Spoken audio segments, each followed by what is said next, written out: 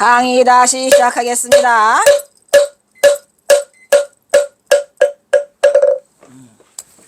그렇구나. 신농백초 한의원 여기 예. 그분도 그냥 같이 엄청 인연이. 책 지은 거 있잖아. 아 차암침법 뭐. 신동백설 백설을 한의. 책 하여튼 찌들찌들하게 내가 엄청 많아요 인연이. 마음을 있잖아. 죽었지. 척으로 바꿔 죽었어. 내가 처음에 그 뭐지 인연 그리고 법연이라는 프로그램이 있었어요. 그거 할 때 이제 해암 스님이 두 번째인가 뭐 와서 연락이 왔더라고. 그래서 보니까 금산 스님이 이제 제가 중에 하나를 해야 되는데 내가 대학원 다닐 때야 연락이 와가지고 그때 그 사기순인가 예, 그분이 와서 기자 와서 찍고 했거든. 해가지고 이제 그 제가로 이제 신농백초한의원 그분을 하려고 김원경. 갔더니 너무 아파. 그래서 못했어. 찍지는 못했고 해서 만났지요. 근데 저도 그분하고 인연이 찌들찌들하게 많아요. 여기 동아병원 원장 청봉 스님이라고 또 그분이 무슨 뭐 이거 했더라고. 뭐지? 청봉 스님이 뭔 그 인터넷에 뭐를 해. 뭐더라? 아이씨. 그래서 해암 스님 제자들이 조금 그거를 활동을 했었었는데 뭐 견우에도 있고 뭐 우담바라도 있고 뭐 또 그 제가들이 좀 움직였어요. 예. 그래가지고 그거 했는데 그래서 그 동아병원 원장도 그 제가잖아요. 예. 그 사람한테 뭐 그 스님한테 법을 줬다 해가지고 청봉 스님을 해가지고 그 인터넷에 그 뭐요 그거 에휴.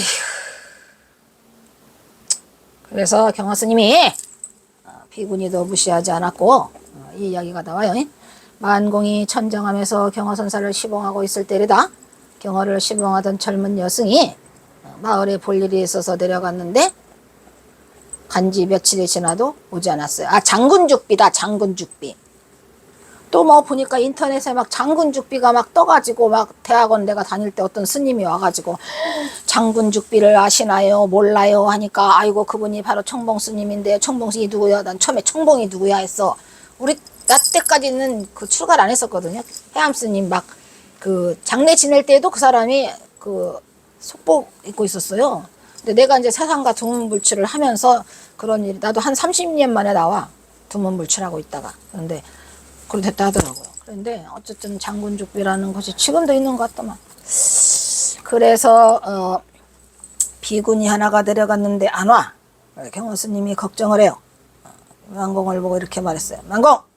자네가 가서 비군이를 데려오게. 무슨 수를 써서라도 찾아와야 하네. 여기가 중요해요. 그리고 경호선사가 왜 비군이를 찾아오라고 했을까요? 이미 경호스님은 알았어요. 이 비구니가 일이 잘못됐다는 걸 알았고 마을 사람들에게 걸려서 희롱당하고 있다는 걸 직감적으로 알은 거야. 그래서 이게 극약 처방을 안 내리면 이 사람을 못 찾아올 거다라는 생각을 해갖고 만공을 실험해보기도 할 겸 만공을 불렀어. 자네가 가서 비구니 찾아와. 무슨 수를 써서라도 찾아와야 돼. 스승의 명령, 이 중요한 거죠. 스승의 명령은 곧 부처님 명령이네. 이게 뭐하라 살신성인하라 이런 말이야. 살신성인해서 네가 반드시 찾아와야 된다. 이거를 지금 얘기하기 위해서 그러니까 스승의 명령에 복종하는 것 이것이 바로 법이네. 이렇게 경호사다가 이런 말을 잘 하시지 않는데 요 비구니를 찾아오게 하기 위해서 극단적인 지금 처방을 내리고 있는 거예요. 그래서 이제 여기서 이제 그 만공 스님의 진면목을 보여주는 그런 내용이에요 지금. 근데 내가 이걸 보니까 이 경호 스님이 비군이다 이런 그 저서를 무시하지 않은 것 같아. 절대로 그러한 좋은 가풍을 수덕사가 계속 이어갔어야 되는데 해암 스님이 있을 때는 그냥 철저했어요. 절대로 무시하지 않아요. 사부대중 아무나 누구나 비군이 제가를 무시하지 않으시고 똑같이 대하셨어요. 그래서 그때 그 우리 어떤 스님이지? 그 스님이 그 인터뷰에서 얘기를 했는데 내가 살아남을 수 있었던 거는 그 차별하지 않는 가운데 내가 왔기 때문에 나는 뭐 홍선생 막 애기보살 홍선생 애기보살이 내 이름이었어요. 홍선생하고 두 개가. 그래서 만공이 마을로 내려가서 수소문 그때 그 여승이 양반의 제자들에게 감금당했다는 걸 알았죠. 이건 경허스님이 이미 알았어요. 그래서 보낸 거예요. 그들은 처음 보는 여승인데다가 나이도 젊고 해서 동네 여느 호라비에게 붙여주려 이런 썩을 놈들이 며칠을 꼬드기고 있는 중이었다고 합니다. 참.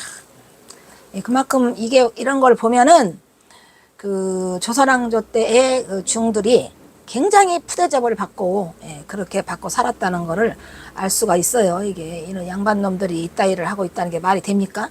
그런데 반면에 지금은 너무 스님들의 권위가 세. 너무 세요. 너무 권세가 아주 뭐 비구니 스님들도 그냥 아주 잡아먹으려고 그래. 그냥 나를 심지어는 화장실가 줄 서는데도 자기가 먼저 서야 된대야.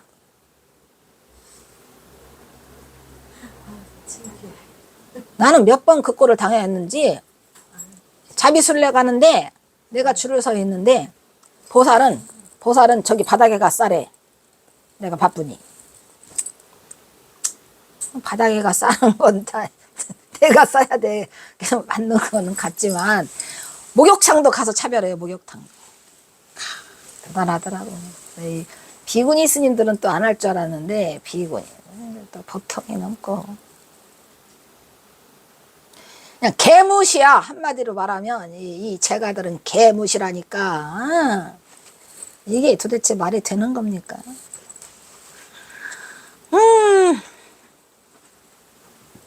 먹는 것도 먹는 것도 안 줘.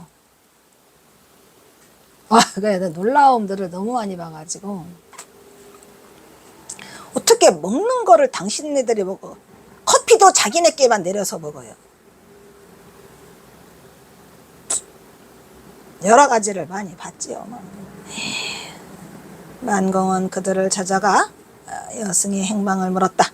그러나 그들은 시치미를 떼며 모른다는 것이었다. 만공은 그들을 향하여 비장한 결의를 표하고 돌아갔다. 그래? 그렇다면 나도 생각이 있다. 이판사판 막판이다. 중들의 가장 센 부분은 뭐냐면 나는 처자도 없고 가족도 없고 뭐냐? 이 몸뚱아리 하나뿐이다. 이러면 세죠. 그래가지고 이제 어떻게 덤비나? 덤벼봐. 나오네. 바로 나오네. 어떡하냐.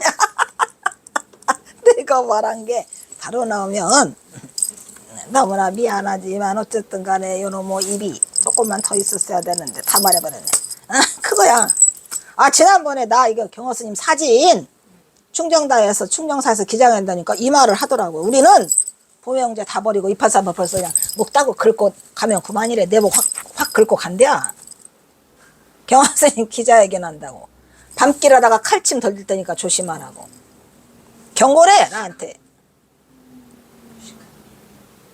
그 말 하던데 스님들은 우리들은 무식하다. 아무것도 볼 것 없어서 무식하니까 볼 거 없으니까 그냥 해보기는 해봐라. 기자회견 하기만 해라 해가지고 목숨 걸고 했다니까. 충정탑 파출소에다가 신변보 요청하라는데 차마 그건 못 하겠더라고. 내 얼굴에 침 뱉긴데 어떻게 하나 그거. 그래서 요즘에도 가끔씩 밤에 가면 한 번씩 뒤돌아봐요. 칼침 던지라. 그래서 이 일을 전국의 승려들에게 우리는 처자마저도 버리고 수도도에 몸을 바친 승려들이다. 오냐? 우리는 이판사판 볼 것 없다. 이 일을 만약에 전국의 승려들에게 알린다면 이 일에 풍기하여 삽시간에 그들이 이곳으로 집결하리라. 우리는 단몸이기 때문에 홀홀 단심 몸 한 개가 목숨이다 이런 얘기야. 생명이고 죽음도 두려워하지 않는다. 어디 해볼 테면 해봐라. 이 말을 듣고 있던 그들은 여지껏 장난삼아 해왔던 일들인데 장난삼아 해왔다고 이제 거짓말 하는 거지. 만공의 거동으로 보나 우렁찬 성대로 보나 만공은 필시 이 일을 실행에 옮길 인물이면 그럼 실행에 옮겨야지. 어디 해봐. 누가 이기나. 틀림없다고 하였다. 그래서 그들은 가는 만공을 붙잡고 사과하면서 여승의 거처로 안내했다 이런 얘기야. 만공은 여승을 앞세우고 당당히 어디로 왔겠죠. 천장암으로 왔겠죠. 그래서 경호는 만공을 보면서 역시 만공은 만공이구나. 그래서 빙그레 웃었다고 하잖아요. 그러니까 그렇게 단호하게 스승의 말씀은 부처님 말씀이고 스승의 말씀이 곧 법이다라고 안 했으면은 안 되죠. 그래서 그렇게 단호한 법을 썼다 이런 얘기요. 만공 자네 참 재주가 용하고만 그랴? 만공도 그 웃음에 해답하며 대답했다.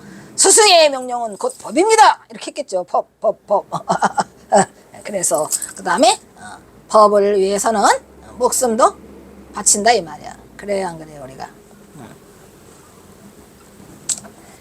그래서 목숨도 바칩니다. 이렇게 만공에 투철한 스승의 믿음이 만공으로 하여금 경어의 오지를 그대로 받들어.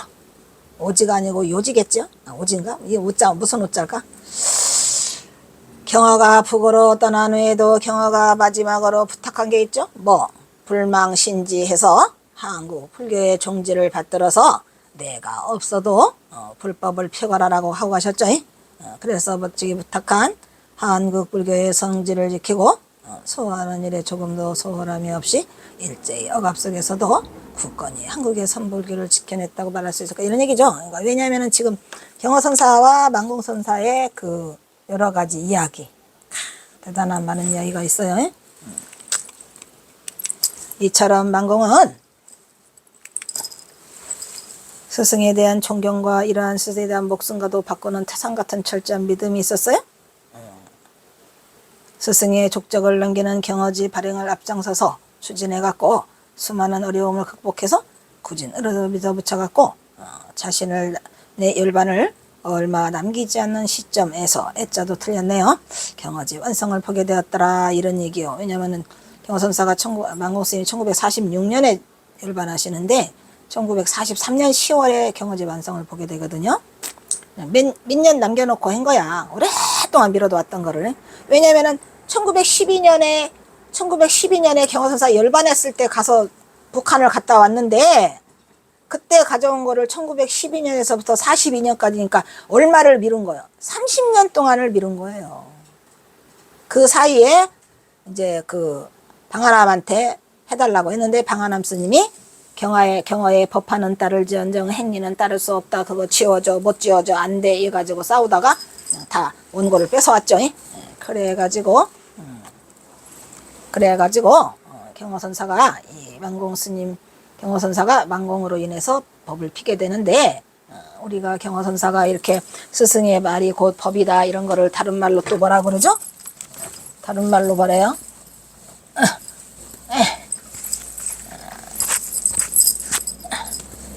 목숨을 버려서 법을 구한다라는 말이 있잖아요. 뭔 말이 있어?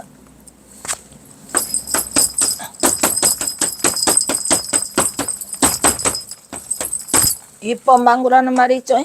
지금 아까 비구니를 구해 오게를 지금 경어스님이 만공에다가 뭐를 요구했어요? 입법망구를 요구한 거죠. 법을 구하기 위해서 몸을 버린다 이런 얘기요. 그렇게 몸을 버려서 비구니 구해왔어? 구해왔어. 그렇게 안 했다가는 못 구해올 것 같아. 그래서 그냥 아주 목숨 내놔 라고의 입법망구를 통해서 법을 구한 그 만공의 아주 당당한 그런 대단한 모습이 있고 그래서 만공의 경어집을 출간한 건 정말 대단한 업적이고 경어선사가 만공선사를 제자로 둔 것은 너무너무 아주 대단한 일이고 너무 멋진 일이었어요. 만공선사가 없는 경어는 없어요. 만공선사가 없는 경어는 절대로 있을 수가 있어요 없어요? 없다니까.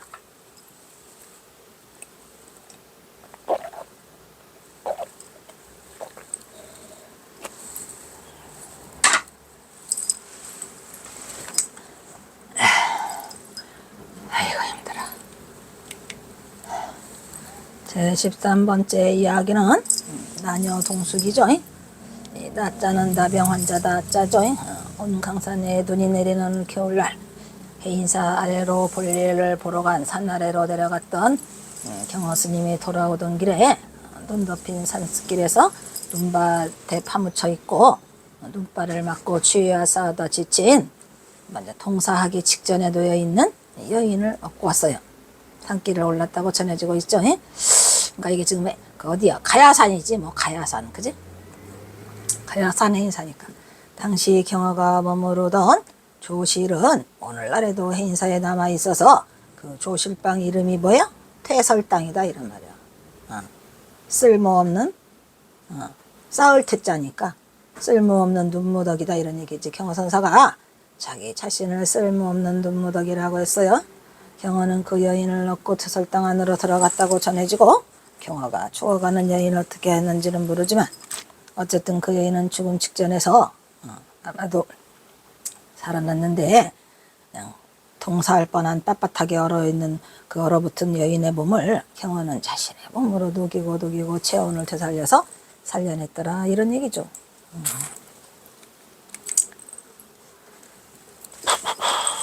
문제는 죽어가던 여인을 기사회생시킨 것에만 있지 않았죠. 어디에 있었어요? 죽어가던 여인을 기사회생만 시켰으면 그냥 그럴 수도 있는 평범한 이야기가 아니겠습니까? 그런데 놀랍게도 그 여인은 정상적이 아닌 미친 여자였다며, 광녀라고 그러죠, 우리가. 광녀와 하룻밤, 광녀와 동침 써있잖아요. 광녀였고, 정신이 든 이 광녀는 자기가 좋아서 경화가 예뻐해 주는 줄 말알고 가지도 않고 그대로 방에서 자고 먹고 놀고 했다, 이런 얘기요. 알고 보니까 또 그거는 광녀기는 하지만 또 문둥이야? 난처해진 것은 그의 제자 만공이 놀라운 일을 사전에 대중들에게 알리지 않으려고 문 밖에서 꼭 지키고 있다가 누가 조실 스님인 경화 스님을 만나러 오면 스님께서는 지금 주무십니다 하고 막았으니 끼니 때면 광녀분의 공양까지 방 안에다가 지금 들여놓는 지경이 됐어요.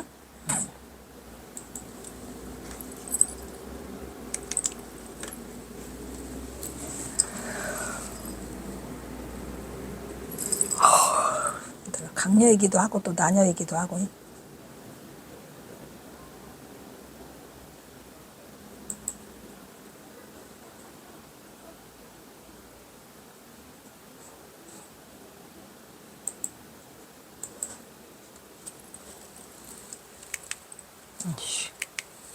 자신의 방에 여인을 숨겨두고 열을 가까이 머무르고 있다는 사실은 보통 일이 아니었기 때문에 만공은 때만 되면 문 밖에서 스승을 낮은 소리로 부르고 하였다. 스님, 스님! 스님! 누구냐? 접니다. 만공입니다. 무슨 일로? 들 말씀이 있습니다. 가거라, 내가 들을 말이 없다. 번번이 물러서도 만공은 열흘 이상 조실 스님이 보이지 않아 사내에 대중들이 의아하게 생각하고 병문안이라도 하려고 때를 지어 대설당으로 찾아들 만큼 긴박한 사태가 벌어지게 되었기 때문이다, 이런 얘기죠.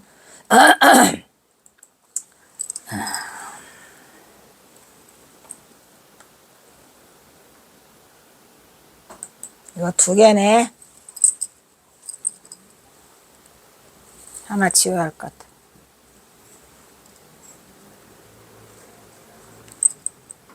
이거 하나 지우시면 돼. 그래서 돌아서려던 발길을 멈추고 그 고약한 냄새가 나는 방향을 찾아. 됐어. 그 고약한 냄새가 나는 방향을 찾아가기 시작했다. 그러니까 이게 처음에는 이 만공스님이 그냥 여인인 줄만 알고 광기만 있는 줄 알았는데, 광녀인 줄만 알았는데 나중에 보니까 나녀야, 나녀. 그 냄새가 나. 그래서 분명히 엉킨 채 코를 골며 잠들어 있는 두 남녀의 몸으로부터 풍겨오고 있었다, 이런 얘기야. 도대체 무슨 일일까 어리둥절해서 길사라 행역길사라 조심스레 다가던 만공은 그 고약한 냄새가 바로 그 미친 여인의 몸에부터 풍겨 나오는 사실을 깨닫게 되었으며, 그 여인의 잠든 모습을 보는 순간 하마터는 비명을 지를 만큼 크게 놀랐다. 대단한 거죠, 이게. 오 마이. 어떡하냐. 경허선사의 극치야, 이거 지금? 경허선사의 극치. 에이, 어떻게 하냐. 참, 할 말을 잃어버리죠.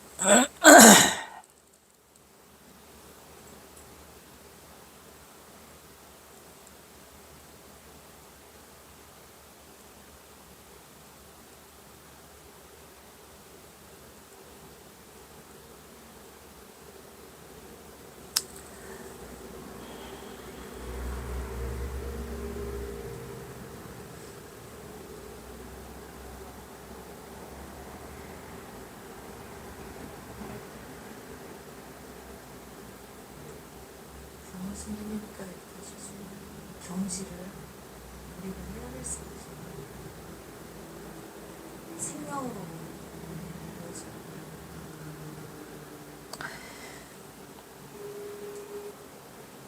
말씀입니다.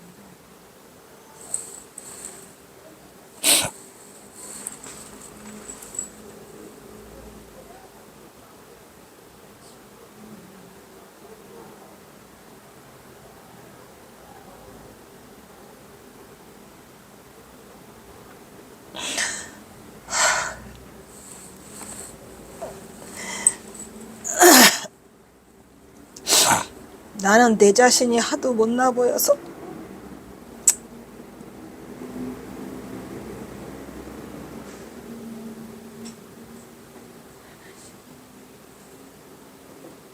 어떻게 이런 분을 아유 참네 어이가 없어.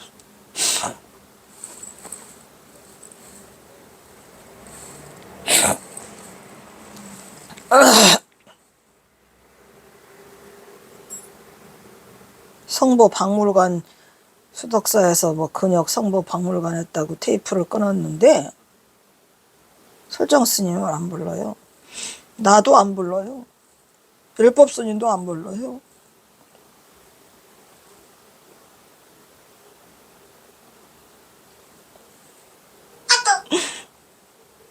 그 박물관에 서령화 영원대사 행장하고 치연화사 행장은 이제 전시를 했더라고. 내가 그거 사준 거, 내가 소개해서 사준 거, 나한테 공로패는 줘야 될 거 아니야? 무슨 1936년에 발견된 참성곡 그 프린트물, 그거는 막 뉴스에 나오고 난리가 났어요.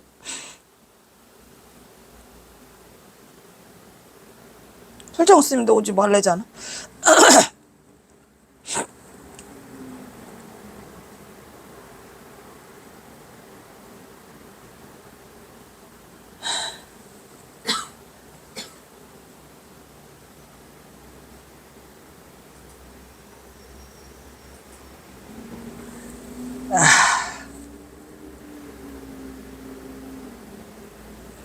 아무리 인간이 깨달아서 위대하다고 해도 이 경허선사만한 분은 안 나타날 것 같아. 다시는 안 나타나죠. 속상한 것은 그러니까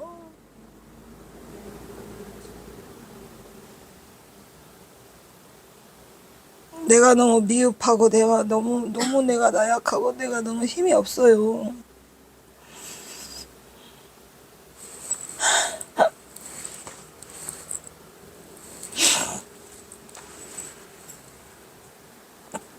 설정 스님은 이제 완전한 힘을 다 잃었더라고. 오지도 못하게 하는데요.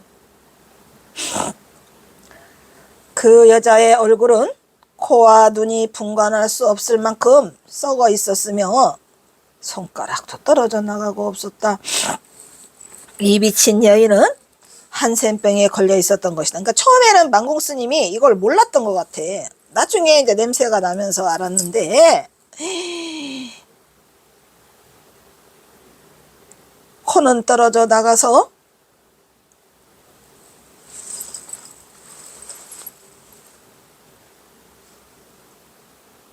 네.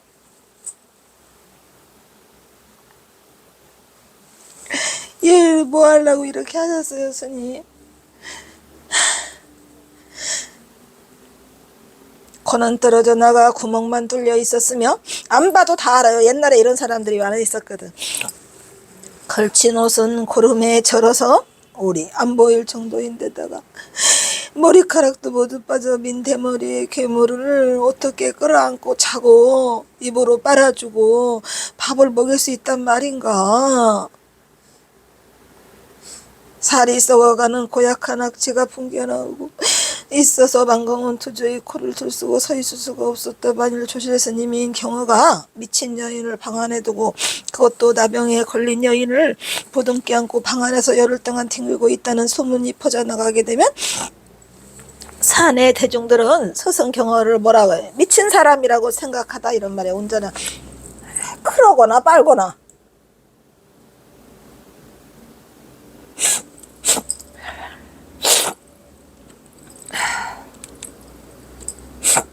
조실 스님을 모두 궁금해하게 생각하고 있습니다. 열흘 동안 안 나타나니까요. 그래서 때를 지어 찾아와 문안 인사라도 드린다고 법석 드립니다. 이제는 제발 거두시고 여자를 내쫓아 주시기 바랍니다. 정이 그러한가? 정이 그러합니다. 망공 스님도 저도 그러합니다. 그럼 할 수 없군. 망공 자네까지 정이 그러하다면 할 수 없는 일이로군. 그러나 오늘 밤이 아니라 내일 새벽이야. 하룻밤이라도 더 재워서 보내려고.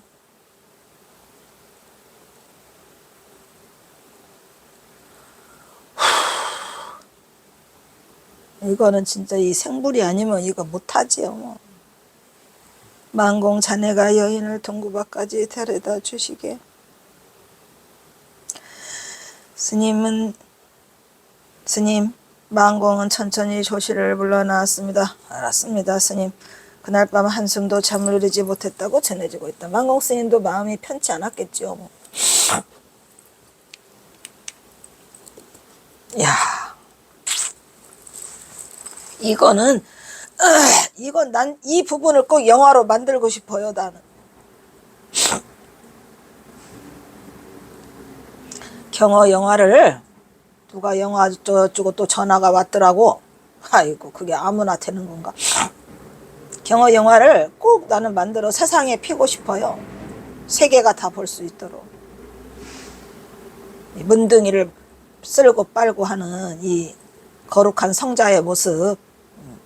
여인을 쫓아내는데 급급해 간신히 승낙을 얻어내긴 하였지만 나병에 걸린 여인과 마지막으로 작별을 나누며 살을 맞대고 있을 스승의 모습을 떠올리자 망공은 갑자기 도저히 스승의 법력을 따를 수가 없고는 절망을 느꼈다고 생전에 한탄하면서 수려하였다고 한다. 그랬다고 합니다. 나도 경허 스님처럼 다른 건 다 해도 이거는 못하겠다라고 했대요. 내 경허 스님 흉내를 다 낼 수는 있어도 문둥이를 데리고 자는 것? 이거는 어떻게 하냐고? 에? 나도 경허 스님처럼 이 여인을 데리고 하룻밤만이라도 아무 거리낌 없이 할 수 있을까 하는 생각을 하였다. 도저히 나는 그렇게는 못할 것 같다고 생각하였다. 그러자 나는 몹시 부끄러워졌으며 스승을 뛰어넘을 수 없다는 절망감을 느끼고 하였다고 망공스님이 그랬다고 합니다. 그랬을 거야. 왜냐면 골 때리는 일이죠, 이거. 이거 돌아버려. 이거 큰일 났어요. 그러한 차별의 경계를 넘어서는 게 이게 생불이 아니고는 못한다니까. 이게 그냥 문둥이만 나타나면 막 소리 지르고 다 도망가? 우리 때 그랬잖아. 어릴 때 이렇게 송알콩이라 나타나 문둥이가 이렇게 갈고리 이렇게 해가지고 이렇게 나타나면 사람들이 옆에 가까이 오는 거 싫으니까 갈고리 달아서 이렇게 달라고 하더만. 나도 여러 번 봤어요. 해인사 시절 52세 무렵 이 이해할 수 없는 무예행으로 경허는 여인으로부터 고질적인 피부병을 앓았다고 전해지고 있지만 사실은 이 피부병은 여기서 받은 게 아니야. 천장하면서부터 이미 천장하면서부터 전적이 있어요. 그때는 이제 그 밤을 재우지는 않았어. 왜냐면 어머니도 계시고 태어도 있고 대중이 있어가지고 경허서사 방도 따로 그 골방 하나라 그 짓은 못했고 그냥 여인을 데리고 밥을 주고 했답니다. 근데 옮았어 피부병이. 그 피부병이 경허선사 열반 하시는 순간까지도 그 피부병이 괴롭혀요. 그래서 그 북한에 가서도 말했잖아요. 그 누구지? 최학상 조 씨한테 그거 구절초 그걸로 하는데 낫나? 안 낫지. 그래서 경허선사는 그래도 나병은 아니었던 것 같아요. 나병이었으면 경허선사도 문둥병 걸렸겠죠. 그런데 나병은 아니고 겉으로는 드러나지 않아서 제자들도 아무도 몰랐대요. 그런데 고치려고 노력은 많이 했지요. 왜냐하면 구절산도 가고 또 거기 비안도도 그래서 스며드는 거야. 그 병치료 하려고. 나병은 아니었지만 여인으로부터 치명적인 피부병을 옮았으므로 이를 고치기 위해 찾아간 의원으로부터 다음과 같은 처방법을 들었다고 전해지고 있다.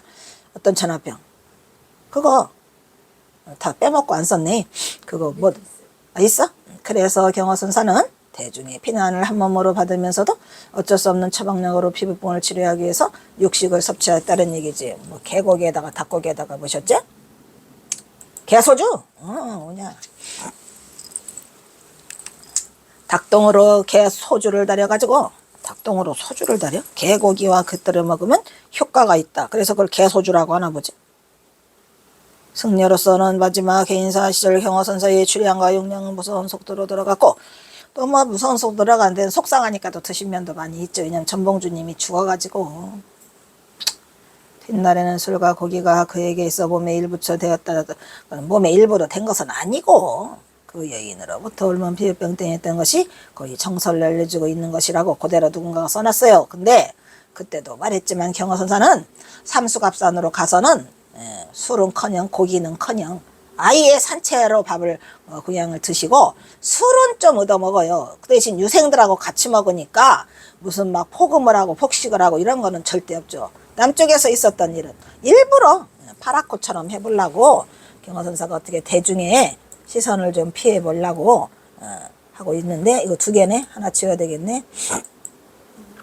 그랬다는 얘기가 있죠. 그 다음에 이거는 뭐냐. 북행이야?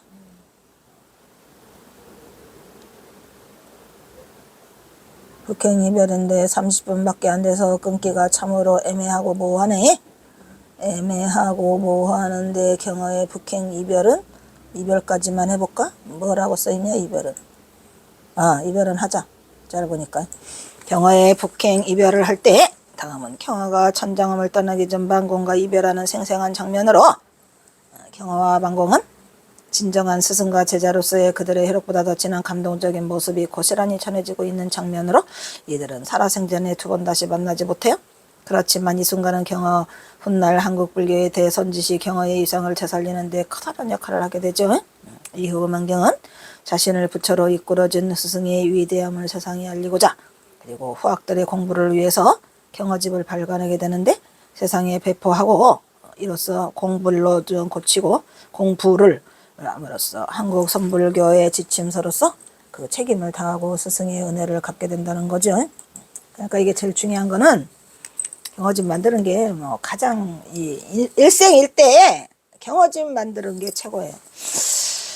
참으로 이 경허집이 없었다면 우리 경허선사는 그냥 진짜로 나쁜 사람으로 묻히고 말았을 것 같아.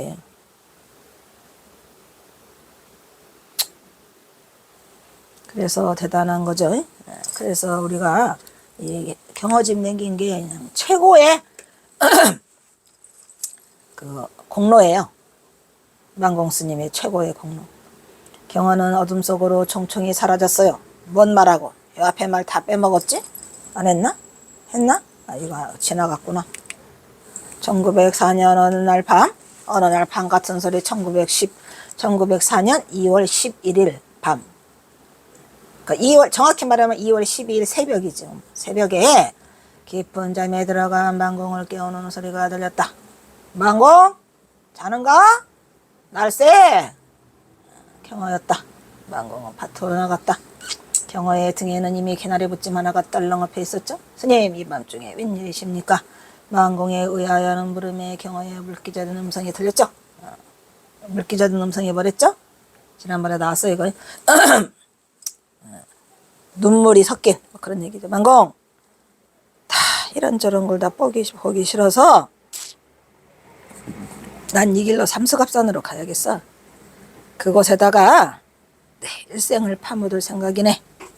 내가 비승비석으로 초야에 묻혀서 일생을 바쳐야겠네. 나는 오직 자네만 믿으니까 요 사실 내가 삼수갑산으로 가는 사실 자네에게만 일러두는 것이니까 다른 사람한테 말하면 안 돼. 그래서 말 안 해요. 근데 수월한테 하죠. 수월을 보고 북쪽으로 쫓으라 그래요. 근데 해월한테도 말 안 한 것 같아. 오직 차리께 내가 펴지 못한 뜻을 자네가 펴주기 바라네. 근데 이 삼수갑산으로 갈 때 만공한테만 간다고 한 게 아니라 실제로는 박한영이하고 누구죠? 남전당. 그들은 알았죠. 휴, 힘들다. 이로써 경허는 자신의 의지로 삼수갑산으로 행하는데 그것이 바로 자신이 시무법문에서 이미 경허선사가 마지막 회양을 뭘 했어요? 이리중이라고 해놨었죠. 입전수수와 이리중행을 써놨어요 이미. 그래서 스스로가 회항하는 길을 향해서 이류중행이요 강동준이요 입전수수의 길을 현실에서 실현하게, 현실에서 시연하는 이게 중도 불이요? 불이지 뭐.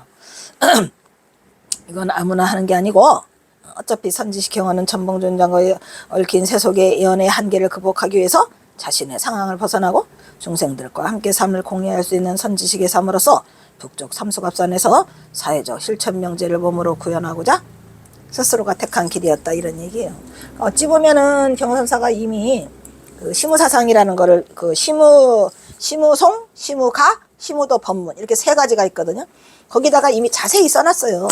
그 깨친 자로서의 행로에 대해서. 근데 뭐 가지 말래도 가게 생겼어 지금. 근데 굳이 삼수갑산으로 택한 이유는 일본 놈들 때문에 찾지 못하도록 하기 위해서 삼수갑산을 택한 것 뿐이지, 뭐 이리중행하고 화강동진하는 것은 뭐 경화선사가 이미 해야 할 일로 이렇게 정해놨기 때문에 그렇게 갈 수밖에 없었다, 이런 얘기요.